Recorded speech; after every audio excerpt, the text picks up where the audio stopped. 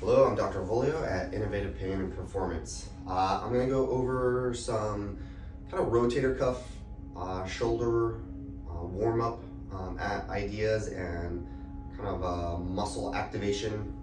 So like I've been seeing some youth baseball players, anywhere from like middle school age to high school age, and then anybody that's like a volleyball player, a hitter, or javelin thrower, or anybody with a shoulder sport, whether you're throwing, hitting, tennis player, those types of individuals coming in with like a rotator cuff or shoulder complaint. These are some things to help minimize injury as best we can. So the first steps generally is obviously, it's like good technique, good quality movement patterns are going to be helpful. So the better you move, less likely you're going to injure. So for my little league guys, I'm stealing this from our old baseball coach for the boys. And what he had the team do is, you did your warm up. So you did like your run, in the outfield and back. You maybe did some jumping jacks. You did your arm circles, and then you got bigger and bigger and bigger. And forward and backwards. You've got your across the body movements. And then he would have us go into kind of a rotator cuff mobility, stability activity. So I really like these to help kind of promote strength and promote activation of the muscles prior to the event. So one version is you interlace your fingers and then you pull. Now, don't round your back, don't have your head forward. You want to be pulling and you want to have the shoulders come down.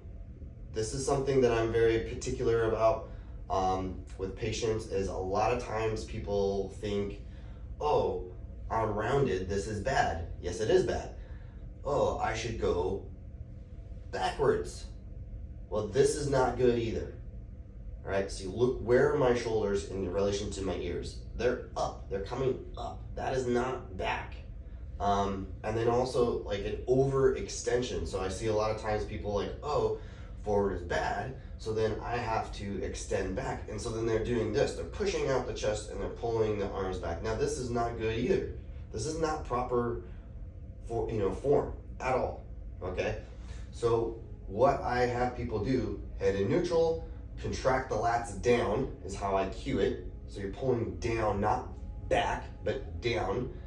Tighten that core, squeeze the butt. So those are my big three. Look at I have another video going over that specifically. But when you're doing these things, get into that good position, head neutral, contract the lats, squeeze the core, squeeze the butt. Now, we're interlacing our fingers and we're gonna pull in the back. I'm feeling it in through here.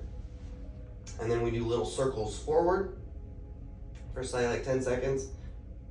And we do circles back for 10 seconds, okay? Then you would have the kids do the same thing with above the head. So same kind of head neutral, contract the core, squeeze the butt, pull the lats down, even though they're not going anywhere really. And then we pull little circles forward, 10 seconds here, 10 seconds backwards, okay? The next one he would have us do is, I don't know what he called it, I forget what he calls this, but I call it Buddha palm, because it's like, your Buddha here with the palms together. So same idea. A lot of times people are like, I gotta squish this, so they roll their shoulders forward to try to engage more pec muscle, to push harder. It's not really the intent to push harder. You want to push hard, yes. It's not a soft, like this, but you are engaged. Again, head neutral.